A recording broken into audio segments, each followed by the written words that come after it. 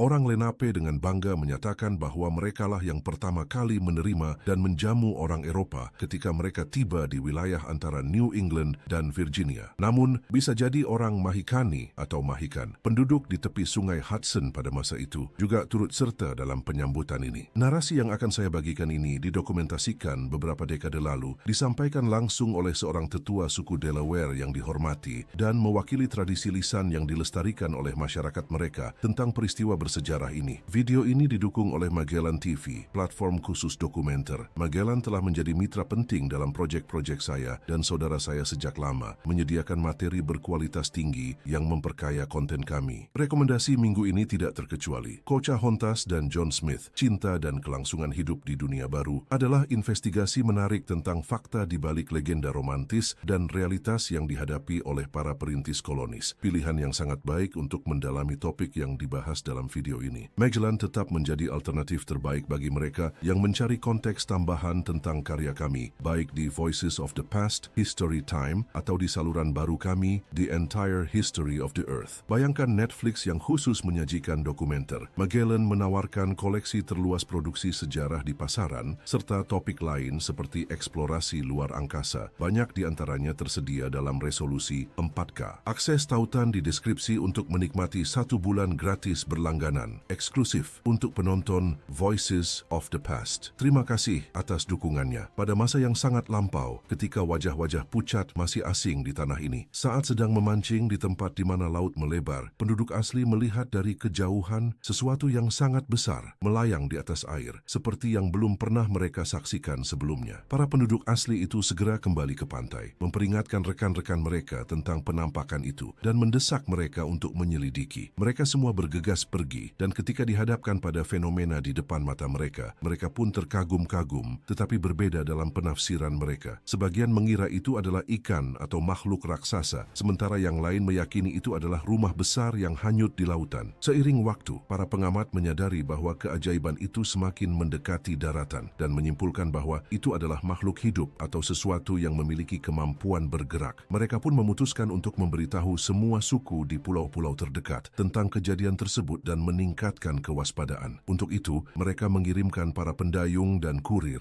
untuk menyampaikan kabar itu kepada para pemimpin mereka, agar mereka bisa segera memanggil para pejuang dari semua wilayah. Ketika para pejuang tiba dalam jumlah besar dan menyaksikan pemandangan aneh itu, menyadari bahwa itu benar-benar bergerak menuju sungai atau teluk, mereka menyimpulkan bahwa itu adalah rumah raksasa, tempat tinggal Manito sendiri, yang mungkin sedang datang menemui mereka. Pada saat itu, para tetua sudah berkumpul di Pulau York, berdiskusi tentang bagaimana mereka akan menyambut Manito saat dia mendarat. Semua persiapan dilakukan untuk memastikan persembahan daging yang melimpah untuk ritual suci. Para wanita diberi tugas untuk menyiapkan ritual-ritual yang paling rumit, dan diputuskan bahwa tarian besar tidak hanya akan menjadi hiburan bagi sang dewa, tetapi juga dengan memasukkan unsur pengorbanan, mungkin bisa menenangkannya jika dia sedang marah kepada rakyat. Para dukun juga dipanggil untuk menafsirkan makna fenomena tersebut dan memprediksi akibatnya, akibat yang mungkin terjadi. Kepada mereka, begitu pula kepada para pemimpin dan tetua suku, laki-laki, perempuan, dan anak-anak berpaling untuk mencari bimbingan dan keamanan. Diliputi oleh campuran harapan dan ketakutan, mereka tetap ragu-ragu tentang bagaimana harus bertindak. Meski demikian, sebuah tarian dimulai di tengah kekacauan. Sementara mereka masih berada dalam keadaan ini, utusan-utusan baru muncul, mengumumkan bahwa itu adalah sebuah struktur besar berwarna-warni yang dipenuhi makhluk hidup. Sekarang tampaknya jelas bahwa itu adalah Manito yang agung, membawa mereka buruan seperti yang belum pernah ditawarkan sebelumnya. Namun, tak lama kemudian datang utusan-utusan lain, meyakinkan bahwa tanpa keraguan itu adalah sebuah tempat tinggal yang penuh dengan individu-individu dengan kulit yang sangat berbeda dari mereka dan mengenakan pakaian yang aneh, di mana salah satunya mengenakan pakaian seluruhnya berwarna merah. Pastilah Manito sendiri. Mereka dipanggil dari kapal dalam bahasa yang tidak dimengerti, tetapi mereka berteriak atau melolong menjawab sesuai adat setempat. Banyak yang bersiap untuk melarikan diri ke hutan, tetapi diyakinkan oleh yang lain untuk tetap tinggal agar tidak memancing kemarahan sang pengunjung yang mungkin menemukan mereka dan membinasakan mereka. Rumah itu atau kano besar sebagaimana dikatakan beberapa orang akhirnya berhenti dan sebuah kapal yang lebih kecil mencapai tepian. Di dalam kano bersama lelaki berbaju merah dan awak lainnya, beberapa orang tetap berjaga mengawasi kapal. Para pemimpin dan tetua berkumpul dalam sidang membentuk setengah lingkaran yang luas di mana lelaki berbaju merah itu mendekati mereka didampingi oleh dua rekannya. Mereka menyapa dengan ekspresi ramah dan sebagai balasannya menerima sapaan tradisional dari masyarakat. Mereka diliputi kekaguman, pakaian, gerak-gerik, seluruh kehadiran orang-orang asing itu membuat mereka terpesona. Tetapi sosok pria berbaju merah tua dihiasi kilauan emas yang paling membuat mereka penasaran. Hiasan berkilauan itu tidak bisa mereka pahami. Tidak diragukan lagi, pastilah dia adalah Manito yang agung. Tetapi mengapa kulitnya begitu pucat? Pada saat itu, salah seorang pelayan membawa tong besar dari mana mengalir cairan misterius ke dalam cawan kecil yang ditawarkan kepada sang Manito yang diduga. Dia meminumnya, memerintahkan agar cawan itu diisi lagi dan memberikannya kepada pemimpin terdekat. Sang kepala menerimanya, hanya sempat menghirup aromanya, lalu memberikannya kepada orang berikutnya yang berbuat hal serupa. Demikianlah, wadah itu beredar di antara kelompok itu, tanpa ada satu pun yang berani mencicipi isinya. Ketika hampir dikembalikan kepada sang Manito berbaju merah, salah seorang pribumi, prajurit pemberani dan dihormati, tiba-tiba berdiri dan menegur perkumpulan itu karena penghinaan yang akan terjadi jika menolak apa yang telah ditawarkan kepada mereka. Cawan itu, katanya, diberikan oleh sang Manito agar mereka meminumnya seperti yang telah dia lakukan sendiri. Mengikuti teladannya adalah terhormat, tetapi mengembalikan hadiahnya bisa membangkitkan kemarahannya dan mendatangkan kehancuran bagi semua. Dan karena sang orator yakin bahwa bangsa itu hanya akan mendapat manfaat jika meminum isi yang ditawarkan dan mengingat tidak ada lagi yang bersedia melakukannya, dia sendiri yang akan meminumnya apapun risikonya. Bagaimanapun, kematian satu orang lebih baik daripada kehancuran seluruh umat. Maka dia mengangkat gelas dan setelah memberikan ucapan perpisahan yang khidmat kepada seluruh hadirin, meminumnya sekaligus. Semua yang hadir memperhatikan dengan seksama sang pemimpin yang tak kenal takut itu, penasaran untuk melihat efek dari minuman misterius tersebut. Tak lama kemudian, dia mulai limbung hingga akhirnya terjatuh tak sadarkan diri di tanah. Rekan-rekannya menangis karena mengira dia telah tiada. Terbenam dalam tidur yang sangat lelap, mereka mengira dia telah meninggal. Namun ketika terbangun, dia bangkit dan mengumumkan bahwa dia telah merasakan sensasi yang paling sublim, menyatakan bahwa dia belum pernah merasa begitu penuh seperti setelah meminum cairan itu. Dia meminta lebih dan keinginannya dipenuhi. Seluruh hadirin kemudian mengikutinya dan semua akhirnya mabuk. Ketika efeknya hilang, dikisahkan bahwa selama periode ini orang-orang kulit putih tetap berada di kapal mereka. Pria yang berpakaian merah kembali dan membagikan hadiah di antara mereka. Manik-manik, kapak, kaus kaki, dan benda-benda lain yang mirip dengan yang digunakan oleh orang asing. Dengan cepat terjalin keakraban antara kedua kelompok yang kemudian berkomunikasi dengan menggunakan gerakan. Orang-orang Belanda menjelaskan sebisanya bahwa mereka tidak akan tinggal di sana, tetapi akan kembali tahun depan dengan membawa lebih banyak persembahan dan akan tinggal untuk beberapa waktu. Namun, karena mereka perlu makan, mereka meminta sepetak tanah. Mereka pergi seperti yang dijanjikan dan kembali pada waktu yang disepakati ketika kedua pihak bersukacita atas pertemuan kembali itu. Namun orang-orang kulit putih terhibur melihat bahwa penduduk asli masih belum tahu cara menggunakan kapak dan kaus kaki yang mereka terima tahun sebelumnya. Sebab mereka membawa benda-benda itu di dada sebagai hiasan dan menggunakan kaus kaki untuk menyimpan tembakau. Para kolonis kemudian memasang gagang pada kapak dan menunjukkan cara menggunakannya, menebang pohon di depan penduduk asli, membajak tanah dan mengenakan kaus kaki sebagaimana mestinya. Diceritakan bahwa penduduk asli tertawa terbahak-bahak menyaksikan hal itu. Mereka memandang setiap orang kulit putih sebagai roh rendahan, pelayan dewa tertinggi yang bersinar dalam pakaian merah bersulam. Seiring orang asing itu berbaur dengan kehidupan sehari-hari suku, mereka mengusulkan untuk menetap di antara mereka, hanya meminta sepetak tanah untuk bercocok tanam, seukuran kulit sapi yang dibentangkan. Penduduk asli melihat kesederhanaan permintaan itu, setuju tanpa ragu. Kemudian orang-orang kulit putih itu dengan sebilah pisau mengubah kulit sapi menjadi tali tipis, memotongnya secara spiral hingga membentuk tali panjang, halus seperti jari anak kecil. Dengan hati-hati, mereka membentangkannya di tanah, menggambar lingkaran luas yang mencakup area jauh lebih besar dari yang diharapkan. Penduduk asli, meski kagum akan kelicikan itu, tidak membantah karena mereka masih memiliki tanah yang melimpah. Selama bertahun-tahun mereka hidup berdampingan dengan damai. Meski para pendatang baru sesekali meminta lebih banyak lahan, selalu dipenuhi tanpa perlawanan. Demikianlah mereka terus maju ke hulu hingga ke tanah Mahikana Tok, sampai penduduk asli menyadari cepat atau lambat mereka akan mengklaim seluruh wilayah. Dan begitulah yang terjadi. Meski kecurigaan semakin tumbuh, mereka enggan berkonflik hanya untuk beberapa liga tanah karena mereka masih merasa memiliki cukup untuk diri mereka sendiri.